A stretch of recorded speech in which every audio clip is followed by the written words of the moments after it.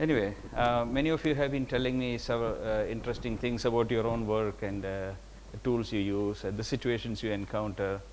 This will be valuable for me. I only have the participant list and where you come from and your email, but no other info. Maybe I'll talk to Professor Jairaj and have a common Google Doc or something that we can create where we can continue to put in information that we all can share. Yeah, I'll bring it here. So that could be one way where we can exchange more information.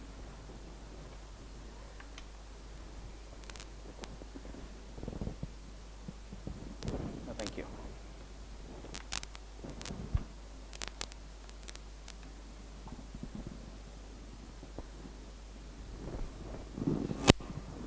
High performance computing is an enterprise where many people contribute valuable software and hardware.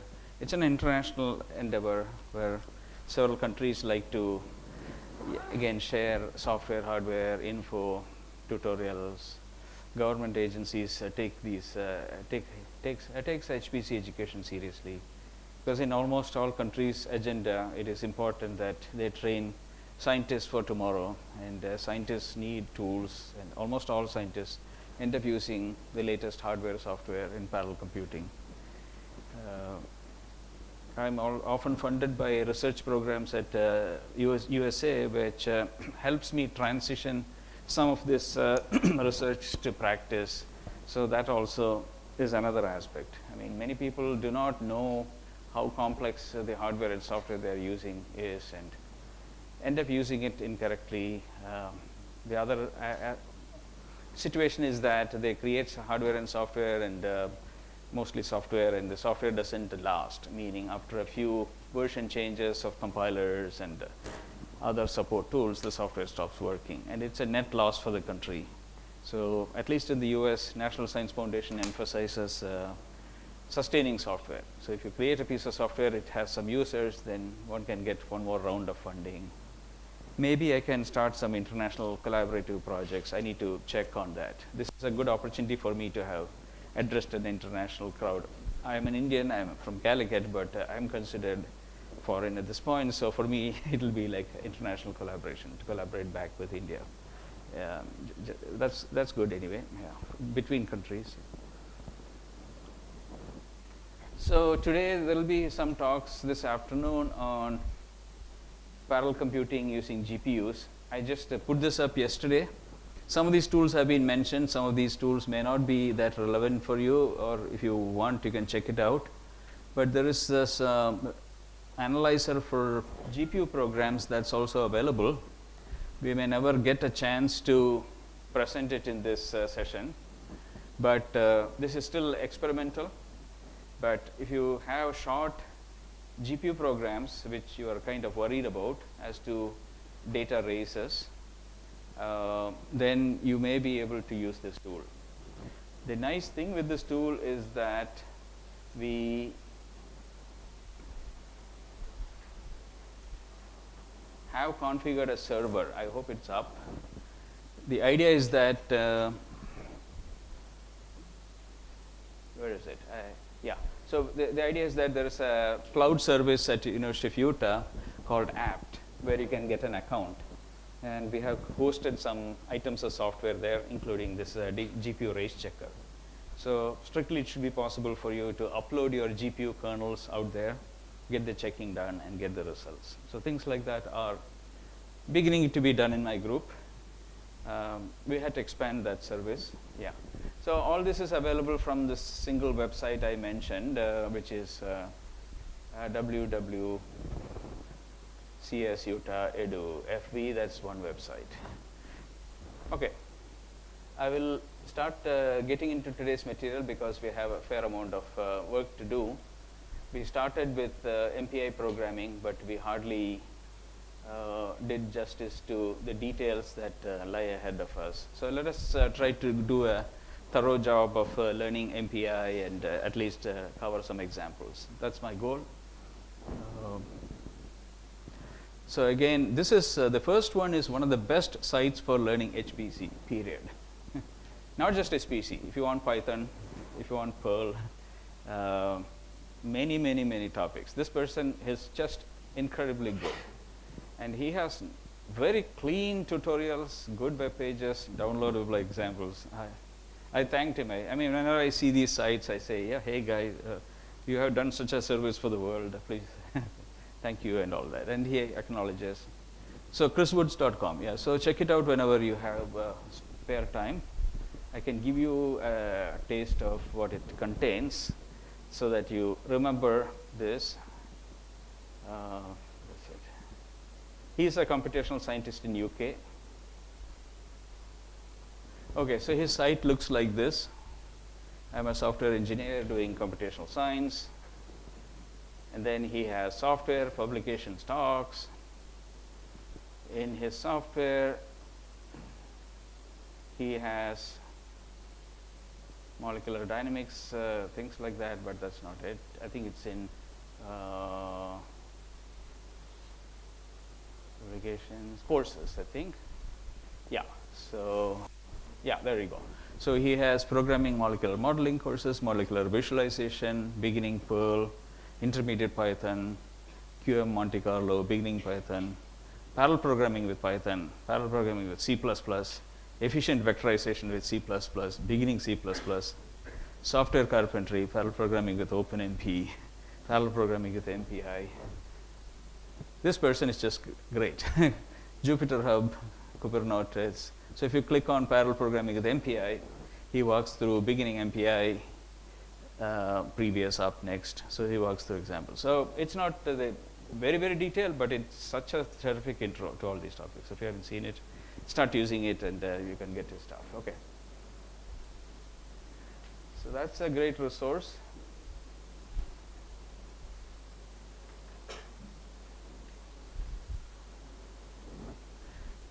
Running OpenMP, MPI, etc. should be possible on a virtual machine. So many of you may be stuck because you have a Windows machine or a Mac. Many of these software items run on Linuxes. So it should be possible to use a virtual machine and run it. I haven't done it recently, but I have done it in the past.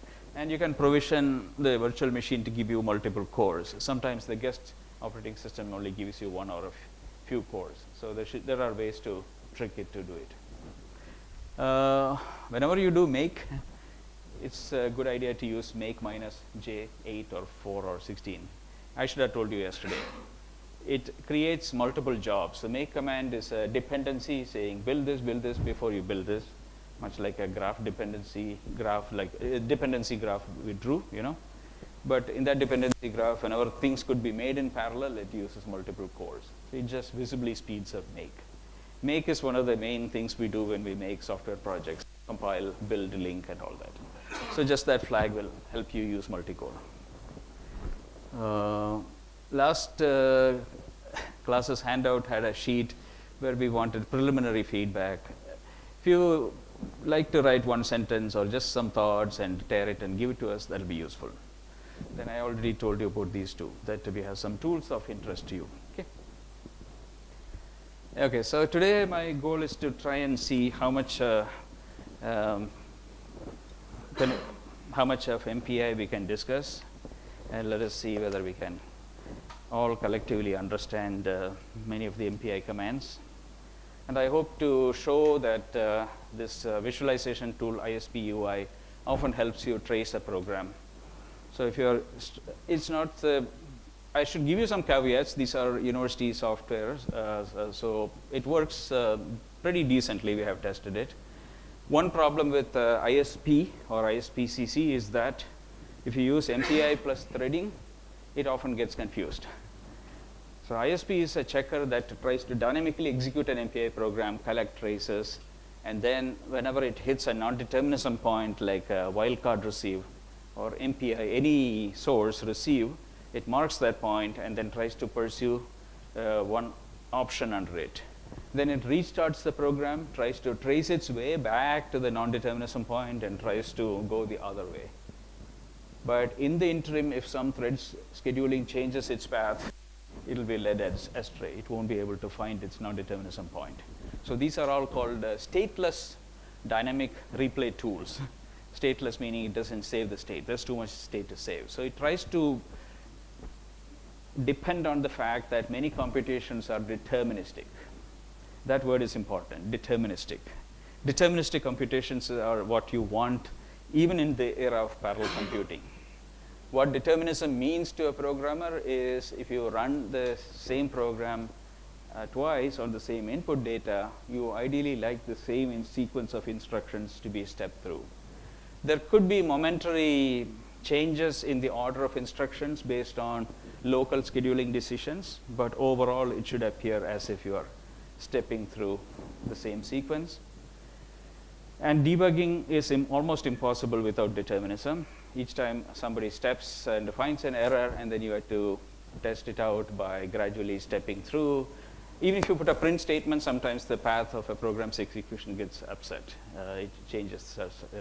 So those are called Heisenbugs. You all know Heisenberg's uncertainty principle, right? And the analog is Heisenbug. So you try to observe it by putting a print statement. Sometimes the schedule changes and you cannot then see the bug. So those things are important. ISP is built on the fact that we have the most deterministic world, so you can replay. But let us see. So we started with, we looked at MPI pi. And one of the operations in that was this collective operation. And to briefly recall, what we did was we had a series summation to do. We deployed the MPI ranks or processes. They're all computing in their own address space. That's the word used, address space. And communicate using messages. When it comes to MPI reduce, they have to participate in that call. So I'm going to look at MPI collectives in some depth today, because MPI collectives are a class of operations where a collection of processes do this operation jointly, and they are highly optimized for the particular platform. So it's best to use collectives whenever you can. It's good not to duplicate its functionality by writing your own code. We will see some examples of how slow it can get. So reduce is a classical concept from functional programming. It's the same idea as map-reduce programming in cloud. Map some function, create local answers, reduce the answers using some function. That idea was already invented in functional programming. MPI adopted it, and many languages have it. So reducing a list of numbers using sum would give you 15. Reducing a collection of operations using multiply would give you 120. Reduce likes to have commutative and associative operators. Reduce using divide doesn't make sense, does it? If I have 3 divided by 4 divided by 5, just as a hypothetical example, if you parenthesize it as 3 divided by 4 whole divided by 5, is it the same as 3 divided by 4 divided by 5, is it? You can try it. How about subtract? 3 minus or 30 minus 20 minus 10.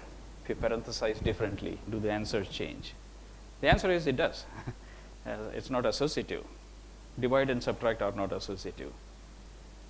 Add and multiply are associative in the ideal case. In real numbers, as we saw, in floating point numbers, even add and multiply are not associative.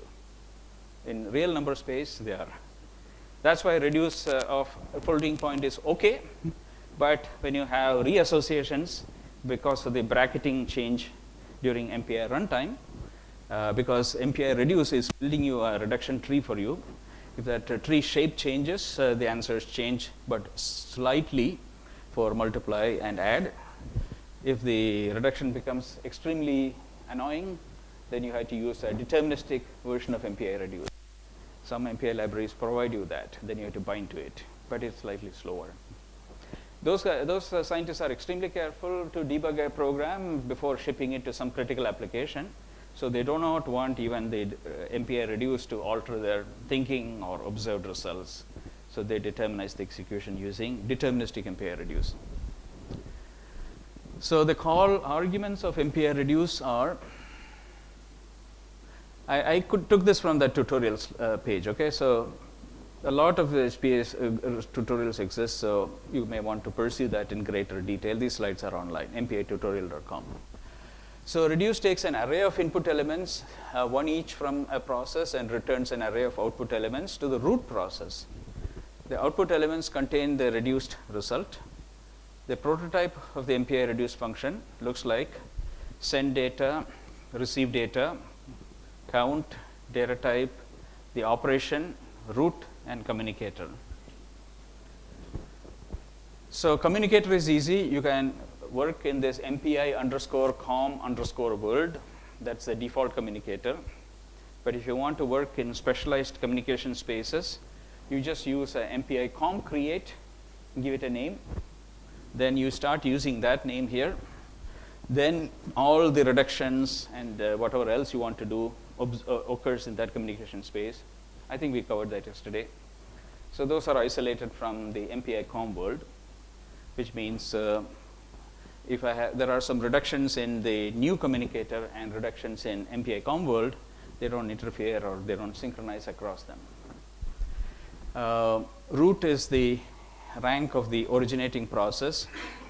That's the one that gets the reduction answer, as was observed here. The others don't get the answer. Yeah. So these are the reduction functions provided by MPI. There could be more. Max, min, sum, product, logical AND, logical OR, bit AND, bit OR, max, min. These are useful operations because you're asking a collection of processes to do something. Find the max. Each can find a local max, and then you can do a reduce with max. So then you find the global max. Things like that. So these are all natural to parallel operation because, yeah, like I said, we want to find a global solution from local solutions.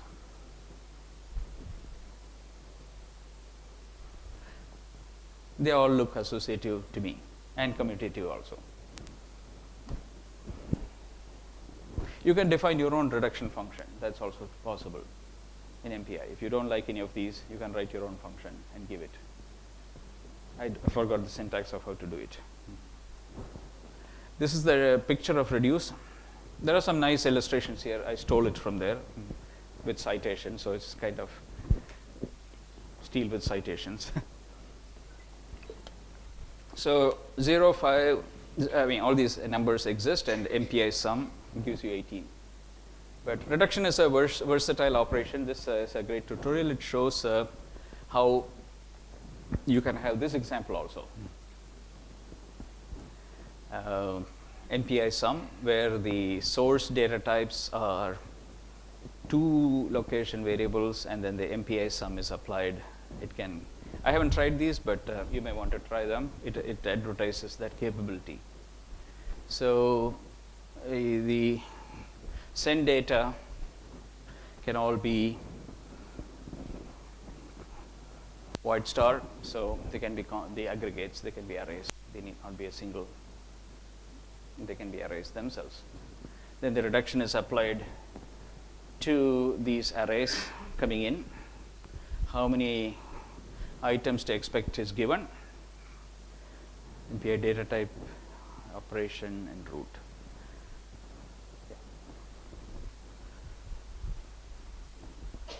So back to our use of reduce. This is the pi use of reduce.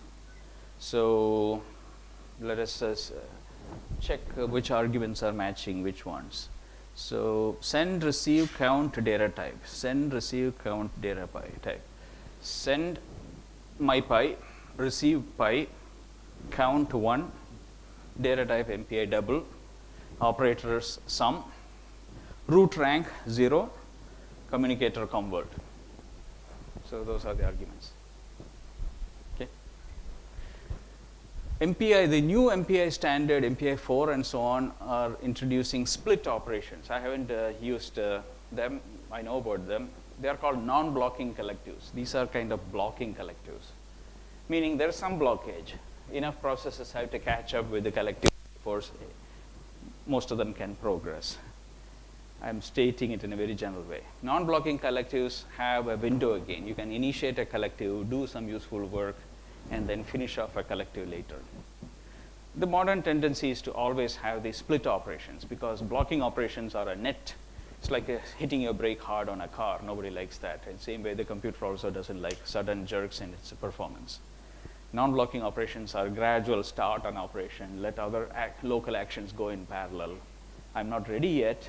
While all the networks are busy pumping data, other things can happen. And by the time you issue the complete step, the reduction or whatever, maybe other things, the relevant things would have finished. Split operations are a reality of hardware design that shows up in hardware also. If you look at a bus, most buses are split transaction buses, okay?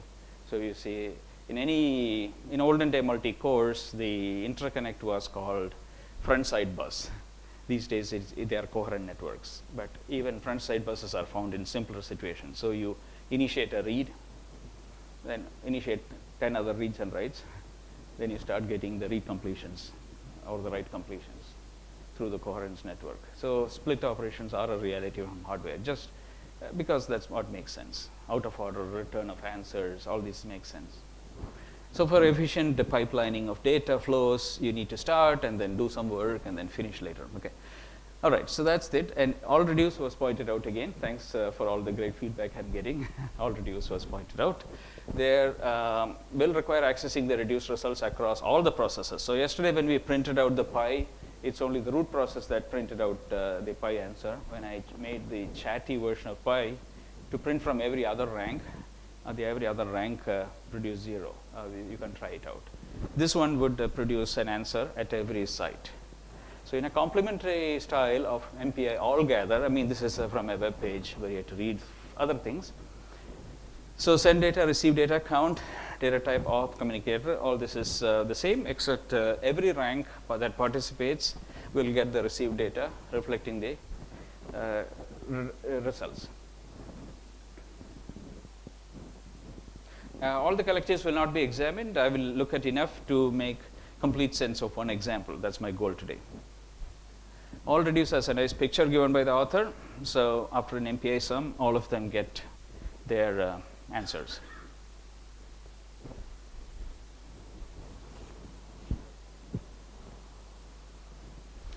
Okay, collective communication and synchronization. This was a point where I was slightly hedging yesterday, because I know that various people say various things, and where do we find the authoritative answer? So just look at this tutorial. It says collective communication and synchronization points. One of the things to remember about collective communication, this is from a fairly authoritative looking website. It's not an official site or anything. Is that it implies a synchronization point among processes. This means that all processes must reach a point in their code before they can all begin. The trouble with English like this is it sort of gives you a feel for what is expected, but English is never a substitute for rigorous mathematical definitions. We don't need to all worry about programs mathematics. Many people do. I'm interested in mathematics behind programs. But at some point, you can argue every word and see what it means. You can't completely conclude what all time observations you can make, what is not allowed. So there is some debate in all these. So it makes sense in many cases. So collectives, one example of a collective which is illustrated by a time example. Let me see whether the other examples are coming. Yeah. Let me see whether. Yeah, I will have some more points to make about English being not the most reliable form in a second. Okay, this is the start. But for barrier and things like that, we can define it very precisely. So we can define a barrier as a dividing line in the time such that every event other than the barrier that are ordered, there is a strict ordering. Okay, so if you have a collection of events, barrier is a complete separator between the before and after events. So one can define it more mathematically and cleanly and all that. And barriers, observed behaviors are like that. So all processes come, get aligned, and then they all cross the barrier and go away. Okay, I'm just beginning with barrier as one of the collectives. We didn't look at it much. We'll come back to reduce and scatter very soon. Okay, so this is barrier. So main purpose of a barrier. Another question that was asked, and I did some more thinking. Sorry, I'm forgetting names. I know who asked and all that. So the main purpose of a barrier in all MPA or OpenMP or CUDA or TBB is to prevent races between the before events and after events. Unwanted order confusion. So every GPU barrier, every OpenMP barrier gets used that way. Ergo, every MPA barrier, I mean, not ergo, but similarly, every MPA barrier also has to involve some notion of before and after. So it could be file system events that are used in a program, and you may want to somehow make the activities aligned in time or separate out activities before and activities after by putting a barrier. So barrier is meaningful only when you have events that either cause global variable changes or I/O system changes, things like that. Okay. Wildcard receives, yes. Wildcard receives have unintended matches. Okay, we briefly saw it yesterday that one message raced ahead and matched, and thus stole the opportunity of another send to match. If you want to prevent that, you can use a barrier. Thus, MPA barriers are used to ensure deterministic matches or make coordinated access to file systems, things like that. Remember this from session 2. I had this diagram. I didn't spend too much time, but let's look at it again. So there I was discussing this picture in the context of data race prevention. So I have this cartoon. Red means write, some write-like activity. This is read or write kind of activity. Both are subject to racing. Read and write concurrently is confusing. Write and write concurrently is confusing as to the outcome. But also think of pink elephants. Write and read may not produce for the read even the written value. It may produce an out of thin air value. That's another word. Out of thin air value is a value manufactured to you by the compiler, which you never planned. Those can crash a program miserably. So again, go and watch Herb Sutter's Atomic Weapons talk. He mentions this a lot. And he shows how Microsoft debugger engineers can face it. They may be stepping through a debugger. Suddenly, the debugger's cursor flies off to a location that they never expected. That's how badly it happens. So the pink elephants produce a value in the debug output where the condition there is nothing in the program logic that tells you. Okay. So this is one race that can be prevented by a barrier. So it could be an OpenMP barrier. So this is hugely central to how OpenMP, TBB, CUDA programs prevent themselves from shooting themselves in the foot. This is how they are written. So you collect, the threads are producing a value with respect to as of I, as of 0, let us say, T0. T1 is producing some value with respect to as of 1. There may be a statement such as as of 0 plus equal to as of 1. That statement better be after the barrier, because as of 0 plus equal to as of 1 is consuming the local value A0, but it's also reading the other guy's value. And if you don't have a barrier, you do not know which value of as of 1 you are referring to. So if you have a barrier, then it is the value created before this barrier that you're referring to from thread 0. So there is an ordering between the read of thread 1's value. Thread 1 produces a written value that is read here. It has to be separated with a barrier.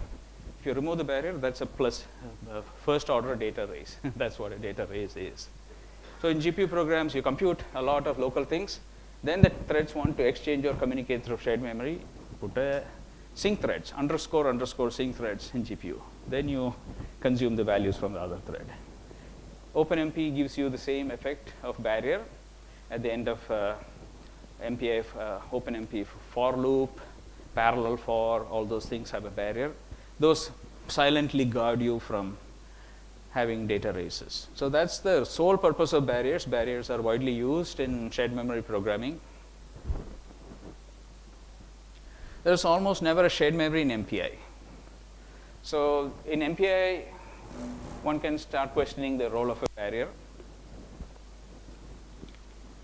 I said there is almost never shared memory in MPI. Why did I say that? Well, there is a curious thing called MPI RDMA, or one-sided communication. that is actually shared memory in MPI. So you do have shared memory in MPI. And in fact, many chemistry codes use it. I don't know why chemistry codes, but certain kinds of codes, I've seen it in chemistry codes. So the idea is that processes can open a window where collectively, I forgot the collective name. Once that window call is opened, they are in a zone of shared memory where they have variables that they can put and get from each other. And that happens very fast as if it is shared memory. There is no shared memory, but it is happening through communication network. But the idea is that it gives you the visible effects of shared memory. Those variables in the window are read and write variables. The effect, the ordering, the program order in which reads and writes are done, local program order is obeyed, but they are in the weak consistency zone. I think I briefly mentioned this also. Store followed by load. Like I give an example once, right? Where did I give you? I mentioned to you when I discussed flush. Remember the flush operation? I said that pending stores are flushed out. The idea is that the local writes may be held in a write buffer. And if you read, you may not get the latest writes. You may get old data from memory. That's the context in which I discussed writes. So that's the kind of behavior you even get in MPI shared memory, RDMA. It's called one-sided communication, etc., etc. You don't need to know too much, except know that it exists. So if you get into the shared memory space of MPI, then you will start using things like barrier, because that's where barriers are. So in MPI, before and after might involve communication races, etc., etc. So races are what barriers prevent. That's the theorem. And what races can be there in MPI? Communication races. Racing towards a wildcard receive is like a race. That's what MPI can prevent. This author says something slightly different. Everybody has their opinion. This author says, and I also agree with it, but he uses the word primary. I don't agree with that much. But anyway, he may be, I bow to his experience. One of the primary uses of MPI barrier is to synchronize a program so that portions of the parallel code can be timed accurately. I have seen that use. So you can get time measurements accurately. Otherwise, the processes are all over the place. You don't know a clean begin, a clean end before a parallel activity. So that's sure. But whether it's the primary or most serious use, I don't know. Yeah.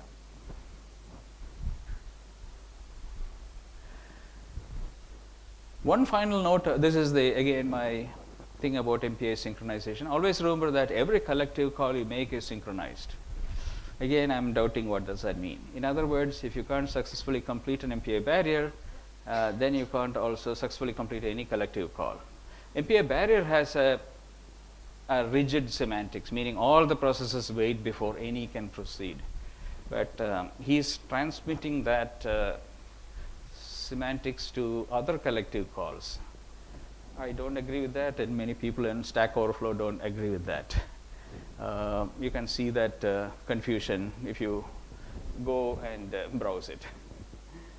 Stack Overflow, how much credibility is there? Well, they're all still smart, hardworking people. They post their findings on real platforms. So you have to take it seriously.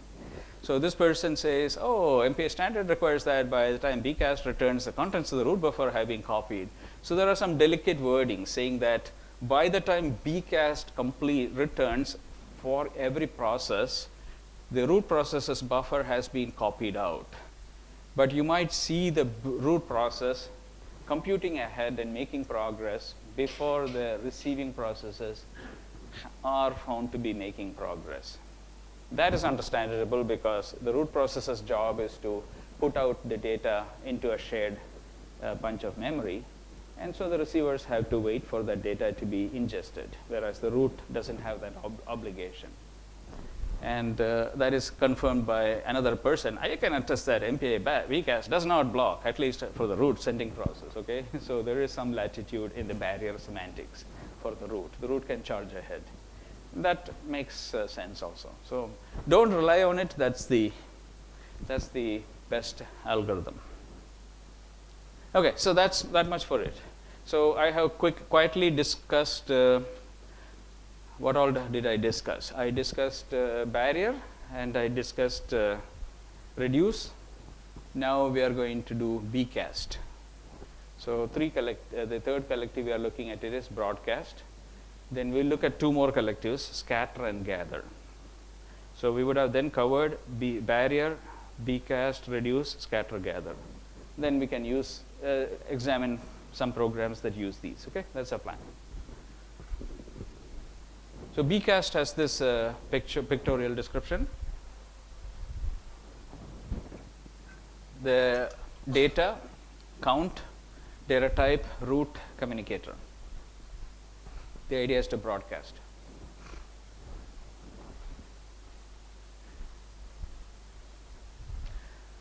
The message in this tutorial, which is very good, is don't roll your own collectives.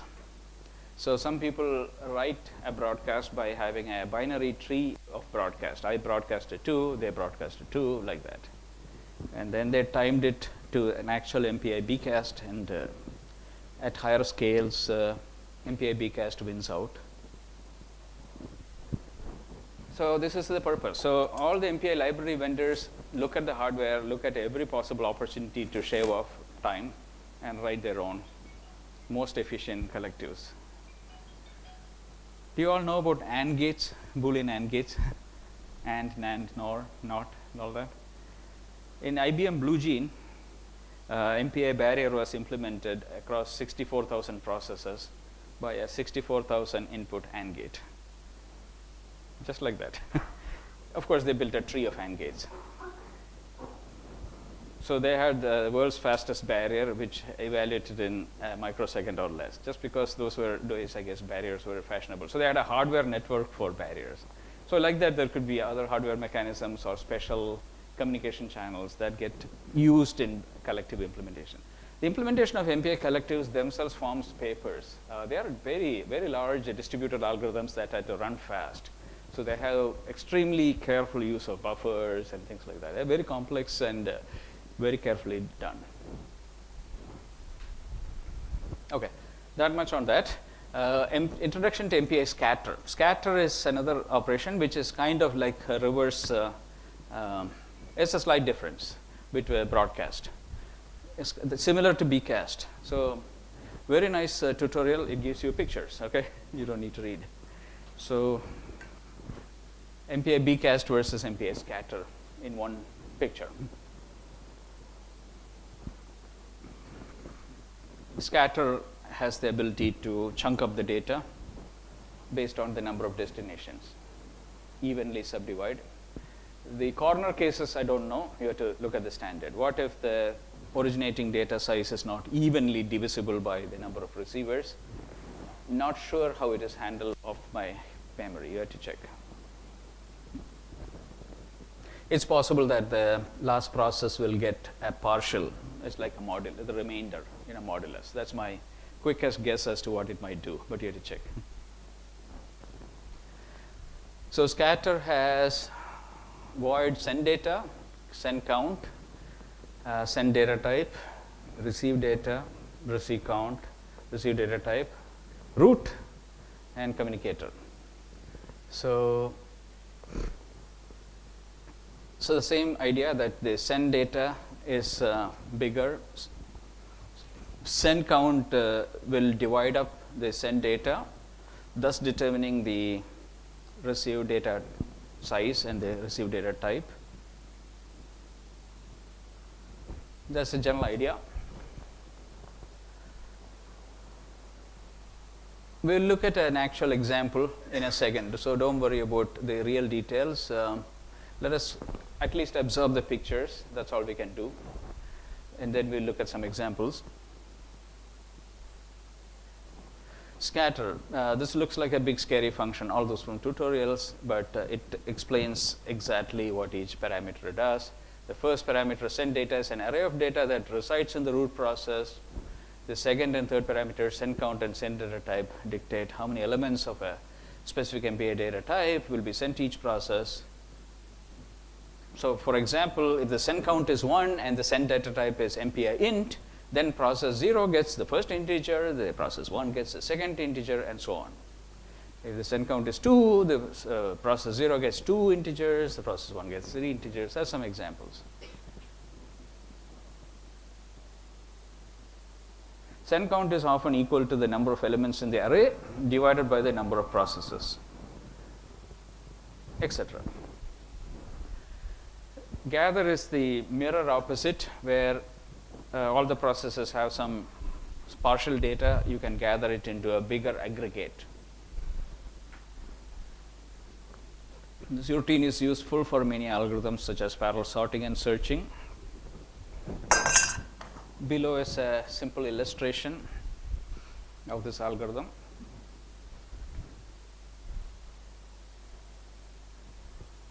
Anyway, it comes later. Yeah.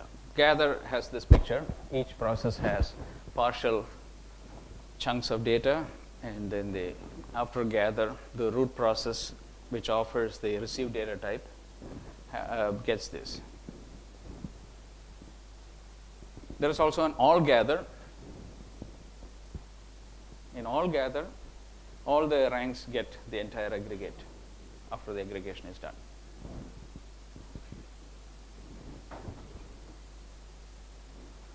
Gather is the opposite of scatter in a sense.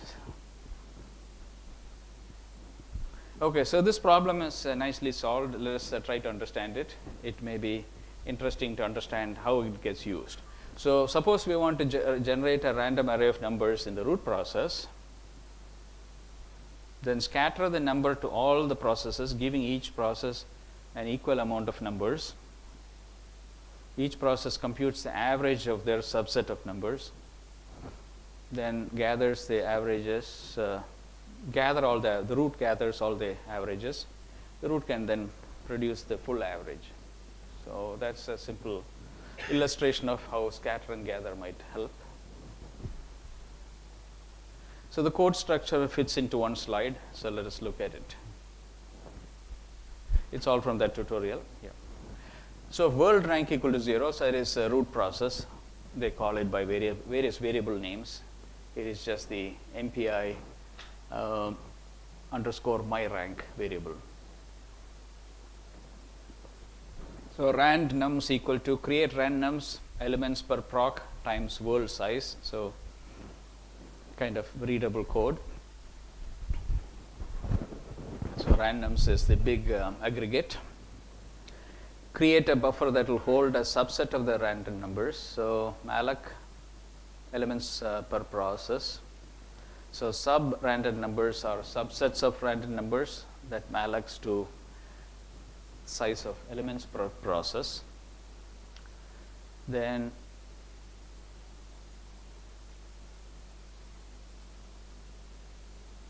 you are scattering rand nums from the root rank. Scatter rand nums from the root rank, providing the elements per process, providing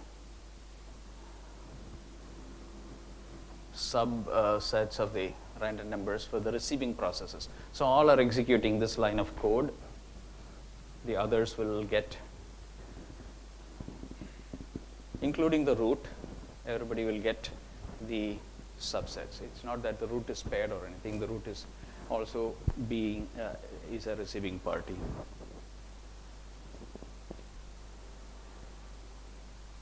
So at this point, the computation is here. Then float subset average is compute the average of the subset of random numbers elements per process. Then we are ready to gather the partial averages down to the root. So float sub average is equal to null. So then what is he allocating? World rank equal to 0. So it's not allocated in all processes. Okay, this is a null pointer in all processes, but world rank will allocate size of float times world size. So that is the gatherer. And then the gatherer will gather from the sub averages. Yeah. This is, yeah. That's right. Yeah, that's right. Yeah. So only the root will receive it, and the others are spared from an actual allocation. Yeah. they will not receive. If they receive, then null will not help it also. Yeah. I get the logic. I mean, the details are the details of the code. The structure is good, very apparent as to what is happening. One has to read the arguments and double check everything. It's very positionally argued. There is no key value argument. That would have been nice. Saying arg1 colon, typed arguments would be nice.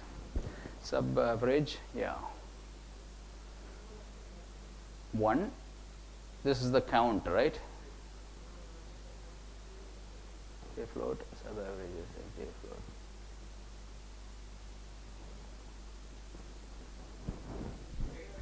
Sorry, what? In type? Huh? Yeah, that's right. Site. And then the sub averages. Yeah, the sub average is the MPA float. Okay, so they are all. I haven't completely thought through it. I had to be careful because I haven't seen the actual. They are all aggregate structures. So I am thinking what MPA float means in that context. If you have an array of floats.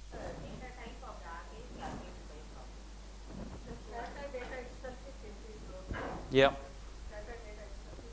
MPA float only. Yeah.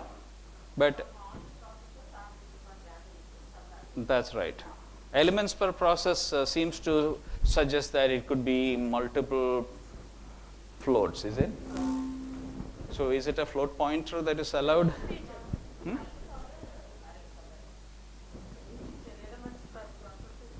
Yeah. Oh, the count will rescue the interpretation. Okay. So we don't need to worry about the fact that the sub-arrays themselves are more than 1 in size. Okay. So the interpretation with respect to the size given, if you apply the size given and index the sub-array, you will get an MPI float. Looks like that's the reading. Yeah. I mean, a normal C programmer might expect float pointer and things like that, but that's not the convention. Yeah, I haven't put together all these things. When I want to use it, of course, yeah. Okay, so thanks for all these comments.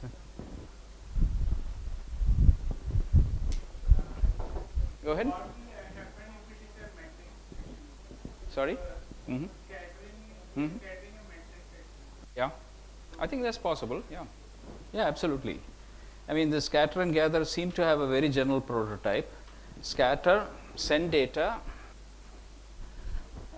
send count, and then the send data type. That I think I would interpret the send data type to be the elemental data type of the send data aggregate when you index it with respect to the send count. That's what I gathered from this discussion. And then the receive data is an aggregate, it's an array, receive count. And there is a receive data type with respect to that. So I don't know how to type one if you were to ask me to type a scatter and gather for a matrix, but we should be able to do it. Yeah, we need to figure it out as to how to do it actually, yeah. I think if you assume a certain row column major, I think the count has to include the multiplied. So for a matrix, it should be the number of elements.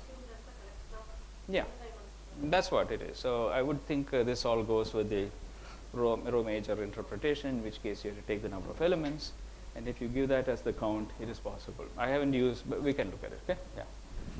Yeah, I mean, it's a very versatile construct, and these are supposed to pretty much haul large aggregates. These are not for individual bytes in a way. Yeah, these are for aggregates. Yeah. It's a very reassuring example. Let's look at some codes. We will be looking at some codes and actually deep reading some codes very soon. Okay, so then we can figure out exactly how it is defined. But that's a nice way to at least understand how to write a parallel algorithm. So this is it on a page. We are seeing a parallel algorithm for averaging, which is reassuring. We didn't have to declare too many things in parallel. We could sort of read it like that. It's almost like vector parallel or something like that. Yeah, SPMD. So single program, multiple data. lives up to that. So we have covered MPA routines that perform many to one, one to many, but now comes all gather. There's no all scatter. I don't know what it even means, all scatter. All scatter is equivalent to broadcast, but all of them have to scatter and all of them have to receive. Is there one? Probably not. It's like a broadcast from everybody. Somehow it has to fuse. So is there one? All scatter? It's not there. Now all scatter is available. Broadcast only. All the process will receive all the data. Okay. But but is it possible to? Yeah, I guess the root is already fixed in broadcast. So it is pretty much the originator that is broadcasting. Yeah. Okay. I was not hoping. I was not clear on.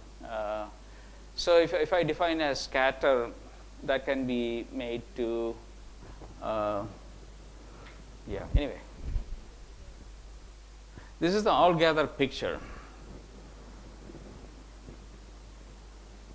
which is basically all gathers from everywhere and creates an aggregate. Broadcast has a picture where it originates from one root and goes to all the leaves. Could there be a combining operation where the broadcast roots are not a singular root, but all of them are broadcast roots, and their data just gets lined up and collected? I don't think so. I don't think so. Yeah, it's not. I don't remember it. Okay. Anyway, it's good.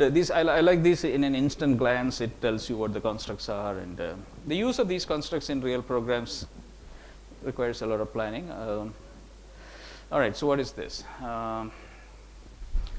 All gather.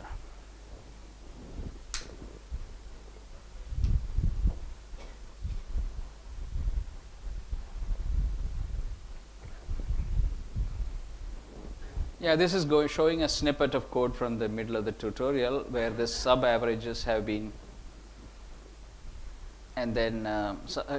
computed, and then all gather makes the averages available to every process. I think the use case is where the gathered sub-averages are available to all processes. In the original use case, only the root rank was able to gather the global average. I think this example is being designed with the usage of the averages by all processes in mind. That's my conclusion by looking at it. Yeah.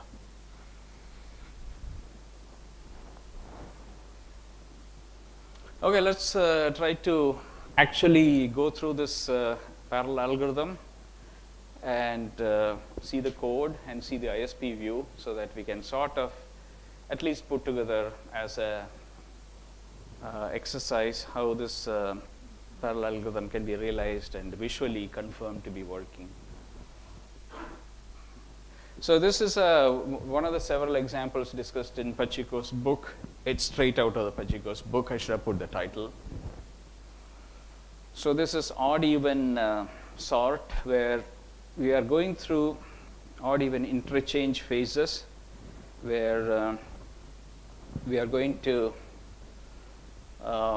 situate the processes into an activity where the odd and even exchange based on the phase. So we go through multiple phases of this algorithm, where in one phase of the algorithm, the odds and evens will exchange beginning at the even numbered position, and in the next, beginning at the odd number, they will exchange the data. That's the idea. There are several sorting algorithms.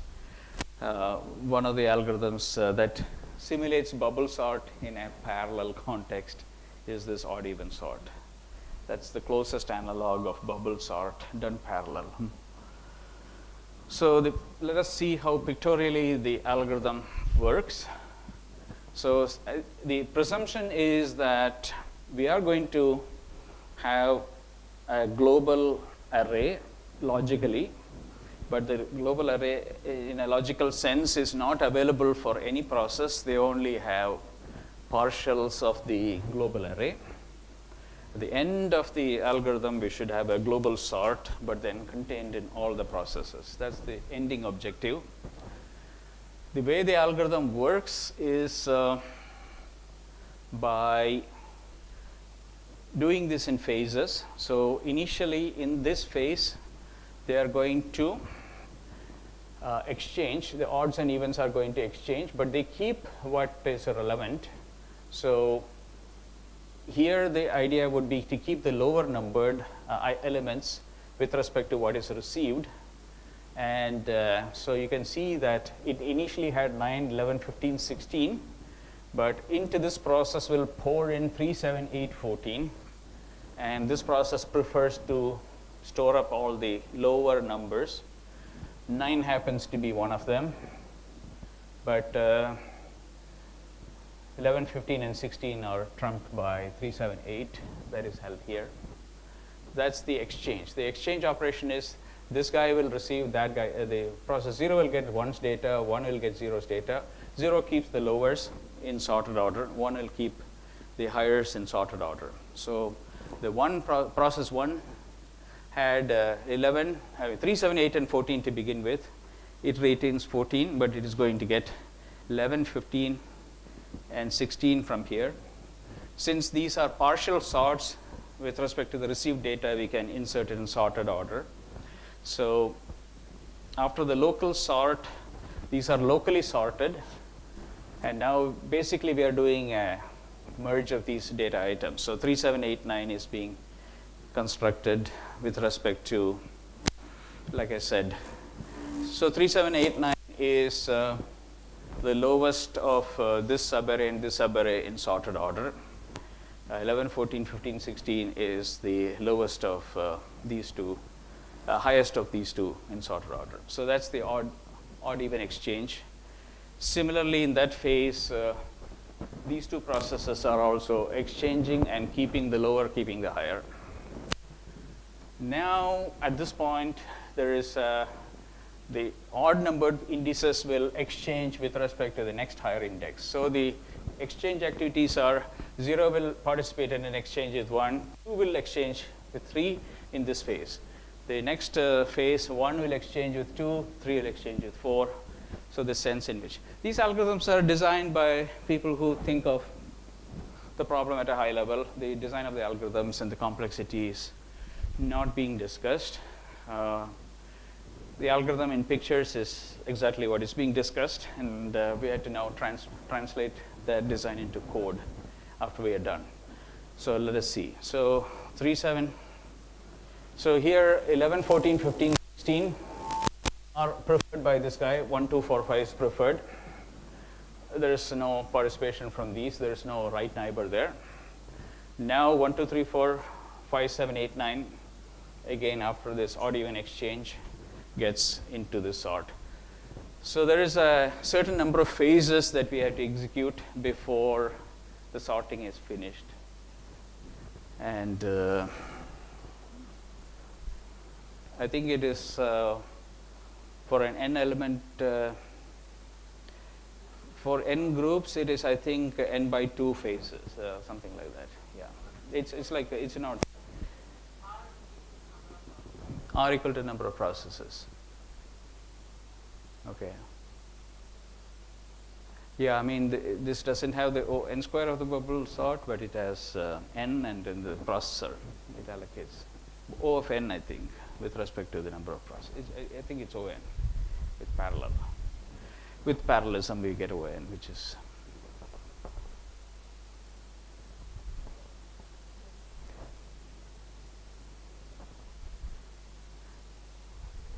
let's look at how this is realized, and we can run it and see also.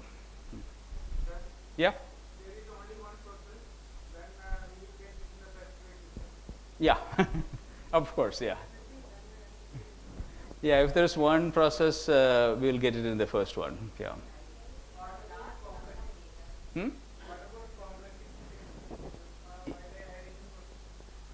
Yeah, the complexity, well, yeah, I mean, the first is some kind of a quick sort, whatever sort you use for the, it's a parallel complexity figure that we had to come up with, yeah. Number of phases gets reduced, yeah, but all the processes are there. So we had to come up with a processor complexity figure, like how many processes under polynomial number of processes, what is the O of n time. So the whole enterprise of parallel complexity is something I haven't researched, but we had to include the number of processes in the algorithm. I think the PRAM model, one can state the actual complexity with respect to the PRAM, parallel random access memory model. So polylog algorithms and so on. So polynomial logarithmic, polylog, let us see what polylog is. So the whole terminology of complexity analysis changes, which is something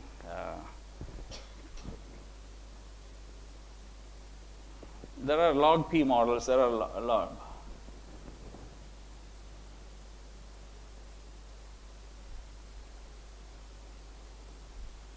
Yeah. Parallel complexity is a topic by itself. So using PRAM complexity models, we can answer that. Yeah, the number of phases gets increased, so gets reduced here. Yeah.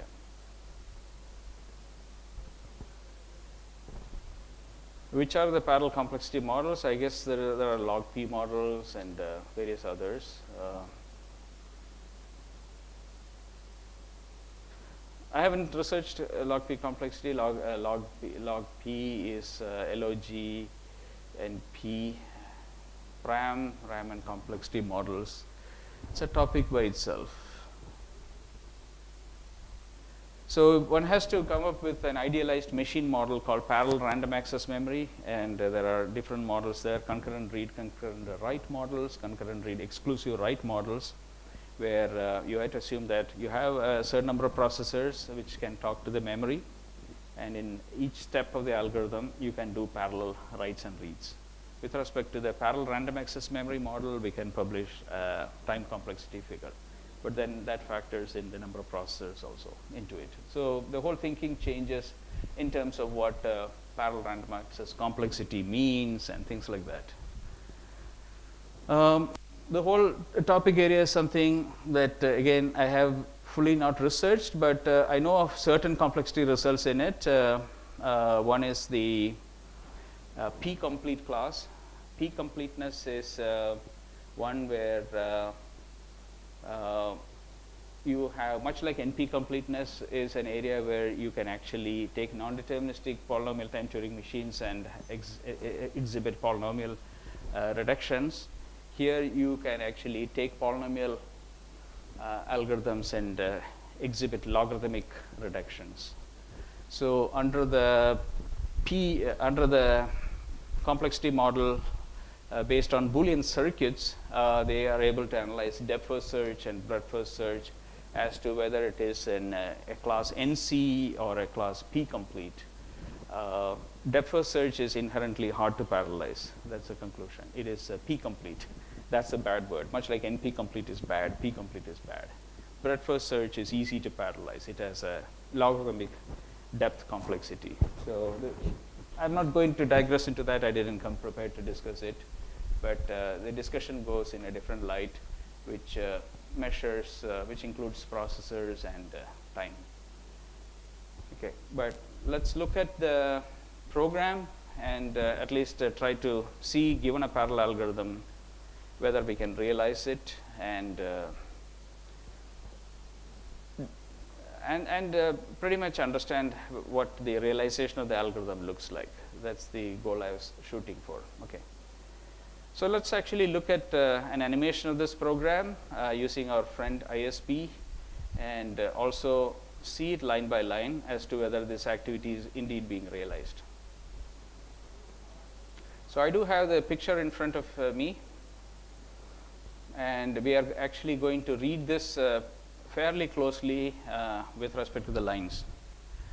Let me show you what the code looks like in a second, but there will be a phase where these are broadcast activities going to be done by the code to read the argc and argv, the command line arguments, and spread it to the processes. We'll see that very soon.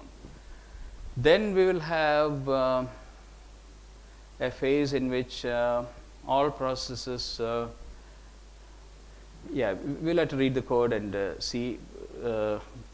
There is an initial send receive activity with respect to the processes, and then there will be the odd even exchanges. So the odd even exchange phases will be these steps. Okay, so this came out of the program execution. So we had to now see how this program that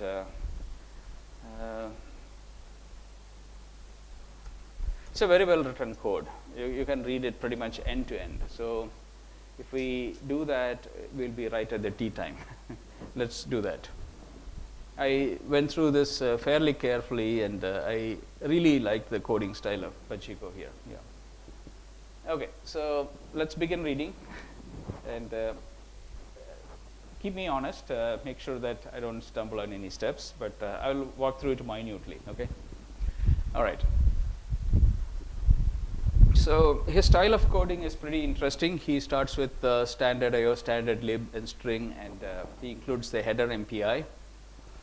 There is a, we'll have to see what this constant is, I forget. So he defines the prototypes, which are all very well designed. So usage, print list, merge low, merge high, generate list, compare. Those are the local functions. He's going to use functions for communication, which are getargs, sort, odd even iteration. We'll come to it in a second. So getargs, sort. Some of these actually involve communications. Print local list, print global list, read list. Okay.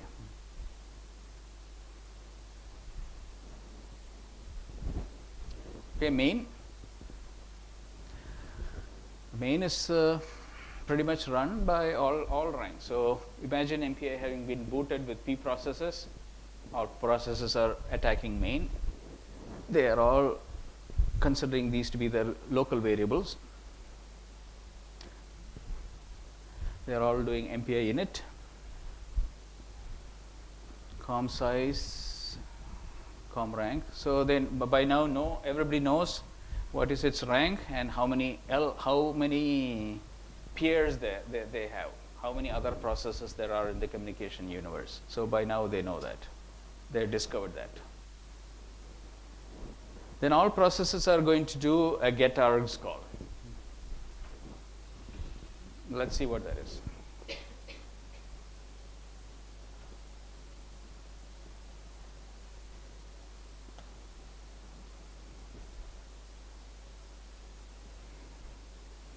So getargs purpose is to get and check the command line arguments. Inputs are argc, argv, my rank, p, and com, and outputs are global np, local np, gap, etc. Okay, so he's going to exchange things through pointers. So the communications are all through the pointers that are passed in. So the output arguments are global n, local n, gi, my rank. Okay, so if my rank equal to 0, so all of them are doing get rank now. They're all running through get rank. All processes are running. Rank 0 will check for args usage. If 3 additional arguments in the command line are not found, it complains and then quits. But let us see what is usage.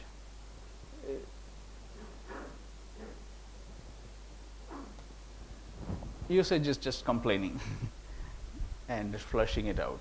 Okay, I mean, I'm just trying to see whether there is any MPI finalize hidden. Some of these bad cases finalize and say bye-bye also. I didn't see that. Okay, so we can safely forget usage. Else, it is now getting the argv1 of 0, which is in this case, we can see what it is. So you have to give a G or I. So the author has written most of the code with the G, meaning I will generate my arrays random using random number generation.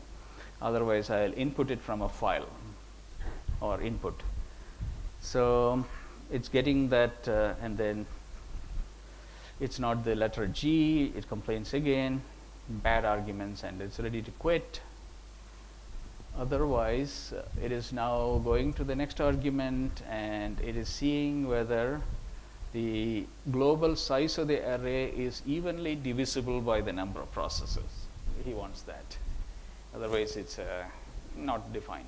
This algorithm cannot handle it. So if it's not evenly divisible, it again says usage, please use it correctly, global. So that's the myRank's business. So it is just checking for the sanity of the arguments. Then it does a bcast. So all of them are now bcast. What is it doing? Who's the root for the bcast? Rank 0. So rank 0 has collected all the goodies that you gave from the command line, and it has those sitting in its variables. So rank 0 is going to tell everybody one character in the com world com what is the status of this G or I. Then it is going to tell the problem size also, the array size, also as an MPI int. So we will see two bcast operations. They are on line number what? So skfx display line number mode. Okay, so it turns on line number. So we know it's 165 and 166. And let us look at ISP.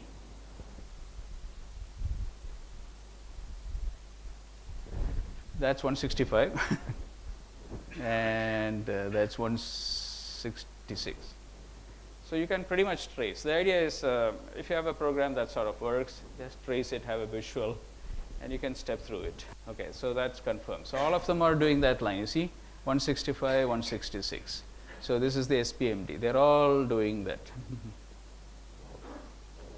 So having confirmed that the code and the dynamic read of the code, the execution view of the code matches the timeline view of the code, let's see what else happens. So these are the two communication events buried there. And now, this is where it says bye-bye. So if you gave bad arguments, I don't know why he even bothered to delay it this much. If you had given bad arguments, maybe you could have said bye-bye soon. But here he's saying bye-bye. He's saying if the global NP, which is all the bad arguments collector, the bad arguments are there, all of them are executing MPI finalize.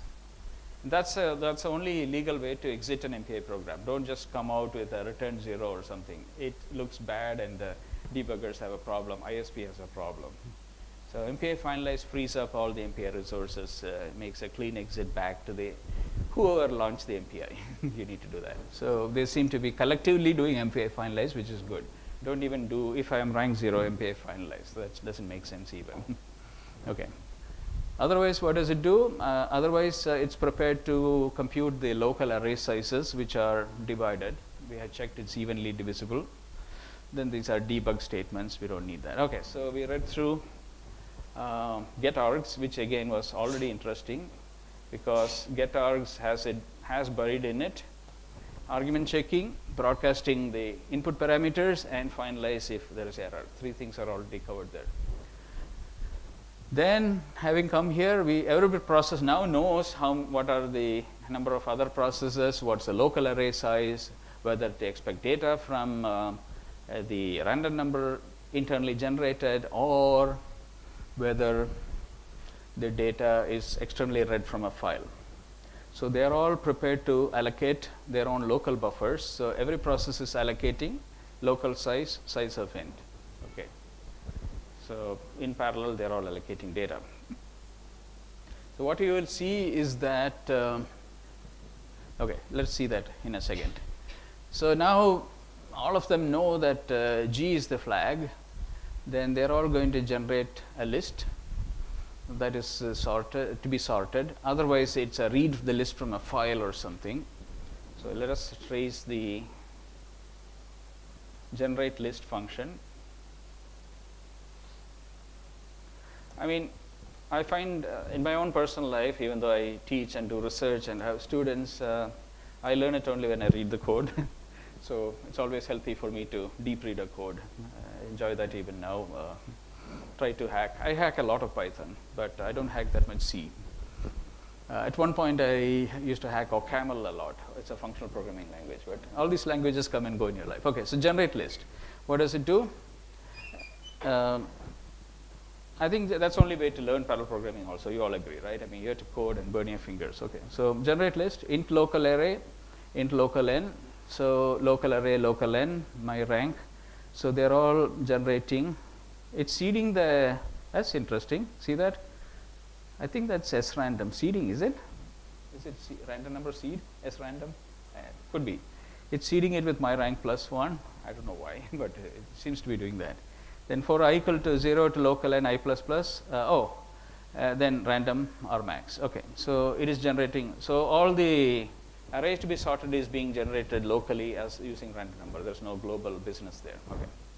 So generate list is done.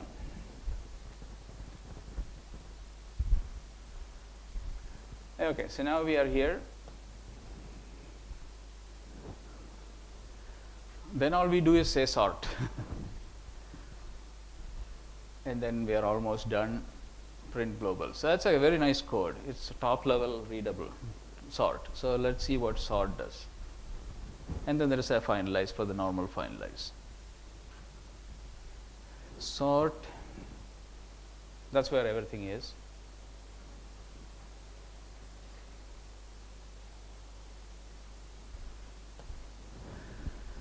So you have local A, local N, M, my rank, P, com, world, everything. So phase, okay. So everybody has to have a sense of the phase in which they are. They have to go between odd and even phase.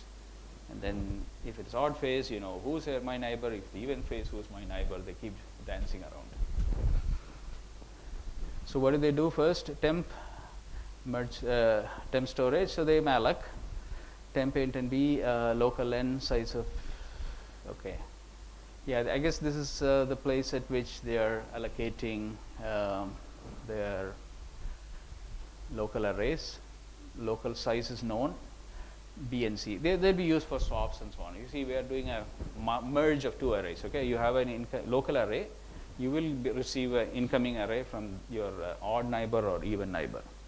So when those things happen, you need to merge them and produce the resultant. That's why these arrays are allocated as temps.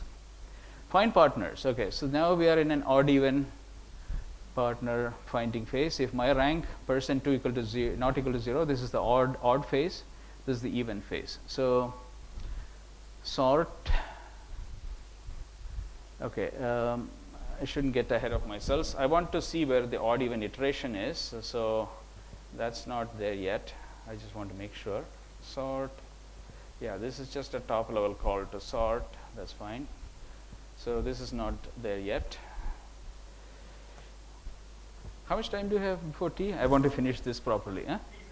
I think, no, don't think of tea yet. I just want to know. I think we'll be done in 10 minutes. This is a slow, deliberate read. I wanted people to sort of get it, then earn the tea. All of us will earn the tea, okay? Okay, so find partners. So this is just an initial even partner is my rank -1, odd partner is my rank +1. Okay, so everybody knows who's their even partner and odd partner are. Okay, this is kind of a little dance we are setting up. If odd partner equal to P, aha, this is fun. If I am the odd partner, odd guy also, equal to P, odd partner equal to, who's this guy? MPA Procnol. That's a designated MPA process. It always exists in an MPA system, MPA Procnol. It's a dangerous process. If you do a send or receive into MPA Procnol, it is a no-op, complete no-op. And there is a bug, porting bug between Fortran and C. Let me tell you, it's a hilarious story. It actually happened in a book also. There is an algorithm which wanted to do modulo rotation of numbers. 0 wanted to get 1's data, 1 wanted to get 2's data. Let us say 2 wanted to get 3's data, and 3 wanted to get 0's data. How do you write that? Index mod n. Okay. So 0.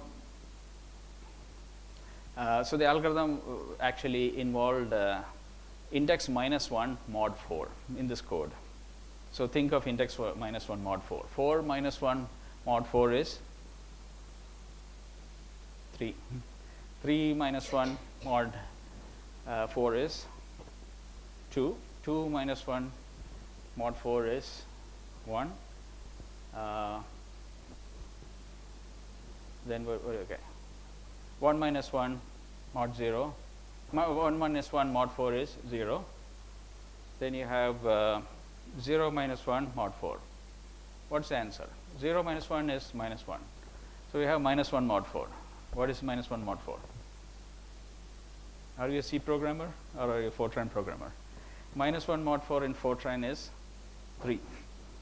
Minus 1 mod, mod 4 in C is minus 1. So the code crashed when ported from Fortran to C. And minus 1 happens to be an alias for MPA proc null. That's another bad thing. And this process was receiving from proc null. So that communication just disappeared. I can show you in ISP. So when you look at the ISP view of this code as run in C, there is one missing communication. I was so worried. Why is this ISP bug? No. Finally, we had to deep dive and find out. See how many comedy of errors happens before a bug happens? So remember that. Minus 1 mod is not standardized structural languages. Mathematics defines minus 1 mod 4 is 3. So Fortran is close to mathematics. Okay, there are a lot of gotchas here in the parallel programming. And this was actually an early example in a certain book, but later chapters, he didn't do that calculation. He wrote it as quantity plus max mod 4. So he never ran into negatives. He padded it with the max. Quantity plus 4 mod 4 is how he wrote it. So all this. So very bad errors. These are simply impossible. Okay, so I'm delaying your T, sorry about that. Then what happens? Q sort. We may come back and read this also. I'll give you a structure. Is that a good idea? Well, Q sort, local sort. I think keep this in mind. Let's have T. So this is the local sort, and then we'll read the further code when we come back. Okay.